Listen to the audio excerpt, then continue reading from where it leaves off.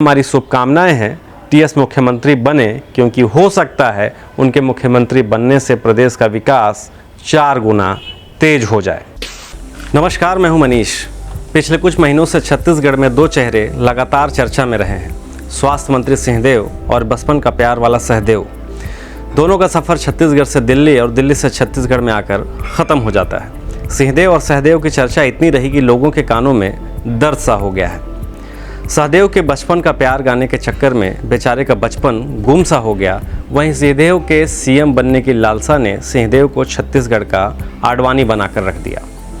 इस पूरे खेल में इनके वायरल होने का यदि कोई बड़ा माध्यम है तो सोशल मीडिया पर कॉपी पेस्ट वाली पत्रकारिता रही है। टीएस के सीएम बनते ही फ्लैक्स, बैनर, पोस्टर से शहर को पाट देने की तैयारी और लाखों के पटाखों के फूटने के बाद की जो धुंध है वो छट जाने के बाद चापलूस कार्यकर्ता अब मायूस हैं। पर सवाल अब भी वही है कि क्या मामला 50-50% में आके रुका हुआ है। राष्ट्रीय चैनल वाले तो बेचारे निर्धारित एजेंडे के तहत तालिबान मुसलमान करने को मजबूर हैं, पर छत्तीसगढ़ में कॉपी पेस्ट से चलने वाले वेब पोर्टलों ने महीनों से प्रदेश की जनता के दिमाग का दही बनाकर रख दिया है। हर कोई टीएस और भूपेश के मसले पर अपनी अपनी ज्ञान पेलने में कोई कसर नहीं छोड़ रहे हैं, पर कोई यह नहीं लिख रहा है कि छत्तीसगढ़ के मुख्यमंत्री भूपेश बघेल और स्वास्थ्य मंत्री सिंहदेव के बीच जो रस्साकसी चली उसका एक एक बिंदु आपको क्यों जानना जरूरी है। आप भले ही जानने समझने के इच्छुक नहीं रहे होंगे, लेकिन कॉपी पेस्ट की कलाबाजी में माहिर पोर्टल का हर एक जांबाज पत्रकार आपको यह बताने में तो तुला ही हुआ था कि छत्तीसगढ़ की सियासत में आग लग चुकी है और अब तब में नेतृत्व परिवर्तन हो जाएगा। नेतृत्व परिवर्तन यानी भूपेश बघेल मुख्यमंत्री नहीं रहेंगे। नेतृत्व परिवर्तन क्यों हो जाएगा, किस लिए हो जाएगा, किस लिए होना चाहिए, ऐसा क्या हो गया जिससे नेतृत्व परिवर्तन कर देना चाहिए, यह बताने की फुर्सत किसी के पास नहीं थी। सबके पास बस एक ही लाइन थी कि कांग्रेस आला कमान के गुप्त कमरे में कोई 2.5 साल का फार्मूला बना था, तो अब एक आदमी को खड़े रहना है और दूसरे को कुर्सी पर बैठ जाना है। राजनीति में चकल्लस का अपना महत्व तो होता है, लेकिन यह कहने में कोई गुरेज नहीं कि छत्तीसगढ़ का पिछला एक सप्ताह एक अधपकी चकल्लस के चलते अस्थिरता के दौर से गुजरा है, या यूं कहें अब भी गुजर रहा है। हर कोई यह सोचने को मजबूर है कि अब क्या होगा। देश हो या प्रदेश, राजनीति हर किसी के जीवन को प्रभावित करती है। इसलिए चाहे अफसर हो या नेता, मजदूर हो या किसान, सबके दिमाग में यही चल रहा है कि पता नहीं क्या होने वाला है। कई तरह की बातों से सूबे का तापमान गर्म है। कोई कह रहा है कि कांग्रेस पैर पर कुल्हाड़ी नहीं बल्कि कुल्हाड़ी पर पैर मारने जा रही है, तो किसी ने यह कहने में भी देर नहीं लगाई कि न चाहते हुए भी कांग्रेस में अजीत जोगी पैदा हो ही जाता है। घर को आग लग जाती है घर के ही चिराग से। वैसे नेतृत्व परिवर्तन की कथित खबर को कवरेज करने के लिए दिल्ली के पत्रकार तो सक्रिय हैं ही, छत्तीसगढ़ के पत्रकारों की टोली भी दिल्ली में डेरा डाली हुई थी। कुछ पत्रकारों को तो उनके संस्थानों ने भेजा था, जबकि कुछ पत्रकार विरोधी दल और असंतुष्ट नेताओं की सहायता प्राप्त योजना के तहत दिल्ली भेजे गए थे। हैरत की बात यह है कि इसमें कुछ वेब पोर्टल वाले भी शामिल हैं।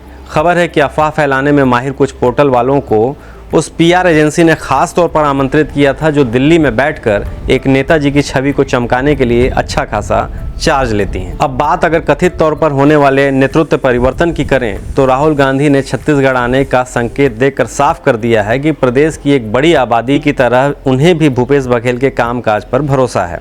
वैसे नेतृत्व में किसी तरह का कोई परिवर्तन तो होना ही नहीं था, लेकिन कॉरपोरेट या अन्य किसी दबाव में कोई गलत फैसला हो जाता तो यह भी मानना पड़ेगा कि ये राजनीति है जहां कुछ भी संभव है। इसके अलावा ये कि छत्तीसगढ़ के मूल निवासियों यानी छत्तीसगढ़ियों का सपना चूर चूर होकर बिखर सकता है। फिलहाल ये छत्तीसगढ़ की जनता को समझना होगा कि सियासी उठापटक की आड़ में सबसे ज़्यादा लाभ यदि कोई ले रहे हैं तो आपके क्षेत्र के अपने विधायक हैं। भाजपा के विधायकों ने जो 15 साल में कमाया, इनके विधायक पिछले 2.5 सालों में लूट कर कमा चुके हैं। छत्तीसगढ़ में अब तक कोई नकली आदिवासी बनकर हावी रहा है तो कोई सामंती सोच के साथ छत्तीसगढ़ियों को खदेड़ने में यकीन करता रहा है।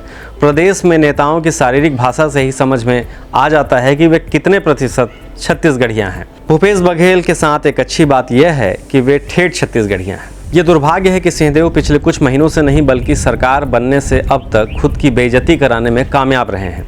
बचा खोचा कसर इस बार दिल्ली यात्रा से पूरा हो गया। आला कमान और हाई कमांड का निर्देश होगा, आदेश होगा, कभी कप्तान बनने की चाह तो कभी 101 बकरों की बलि।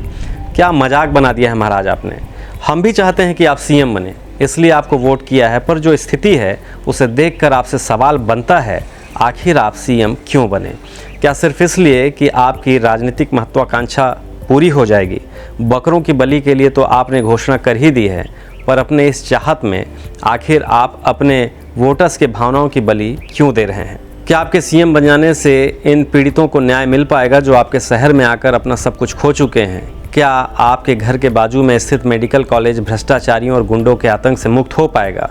बेशक आप मुख्यमंत्री बनिए, उससे भी ऊपर की कुर्सी आपको प्राप्त हो, पर सवाल है कि सरगुजा को एक मंत्री रहते हुए जो आप नहीं दे सके, क्या मुख्यमंत्री रहकर पूरे प्रदेश को दे पाएंगे? हालांकि अब बाबा जी को समझने में देर हो चुकी है, पर आडवाणी बनने के बाद ये आत्मज्ञान होना चाहिए कि उनके इस हालत का जिम्मेदार वे खुद हैं, उनके अलावा उनके बेहद करीब रह रहे चाटुकार भी हैं।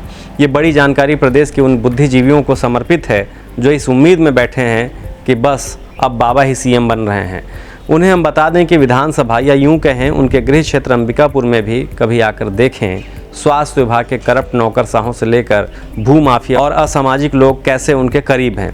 वहीं बाबा के श्रद्धा में अपना जीवन खराब करने वाले सच्चे सिपाही आज हाशिए पर हैं। पिछले वर्षों में स्वास्थ्य मंत्री इतने विनम्र और सहनशील हो चुके हैं कि चाहे कस्टोडियल डेथ में मृतक पंकज बेग की बेवा रानू बेग न्याय के लिए सिंहदेव के पास गिड़गिड़ाए या अपने 14 साल के पुत्र की मौत के बाद पोस्टमार्टम रिपोर्ट के बदले मुर्दाखोर डॉक्टर को रिश्वत देने वाली पीड़िता न्याय के लिए दर दर भटके, बाबा इन पर हुए किसी भी अत्याचार को सह गए।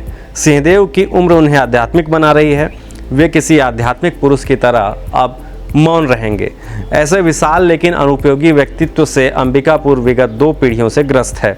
फिर भी जनता ने वोट इसलिए किया था कि उनका कोई अपना हो, सरगुजिया हो, पर बात सिर्फ सरगुजिया की नहीं है बल्कि छत्तीसगढ़ की है, छत्तीसगढ़ के अस्मिता की है। और इस छत्तीसगढ़ में चरणदास महंत से लेकर ताम्रध्वज साहू भी क्षेत्रीयता के हिसाब से मुख्यमंत्री के लाइन में खड़े हैं।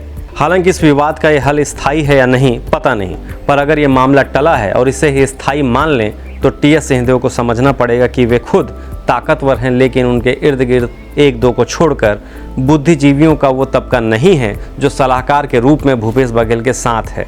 जमीन पर भी भूपेश बघेल की जो पकड़ है वो टीएस से कहीं ज़्यादा मजबूत है। भूपेश समर्थकों और टीएस समर्थकों में सिर्फ प्रतिस्पर्धा नहीं बल्कि प्रतिद्वंदिता अब कट्टरता में बदल चुकी है। ये कट्टरता दोनों नेताओं के बीच खाई को और बढ़ाने का काम कर रही है, जो कांग्रेस के लिए घातक है। मीडिया कर्मी और ब्यूरोक्रेसी का बड़ा तबका जो रमन राज में पल्लवित और पोषित हुआ है, भूपेश को पसंद नहीं करता। वह ऐसे मौके की तलाश में था और उसने भूपेश के खिलाफ एक किस्म का राजनीतिक मोर्चा खोल दिया, जिसने एक संकट कुछ समय के लिए खड़ा कर दिया। ऐसी स्थिति भाजपा भी 2.5 साल में पैदा नहीं कर पाई। ऐसे लोगों से सरकार को सतर्क रहना होगा। फिलहाल हमारी शुभकामनाएं हैं टीएस मुख्यमंत्री बने, क्योंकि हो सकता है उनके मुख्यमंत्री बनने से प्रदेश का विकास 4 गुना तेज हो जाए। शुक्रिया।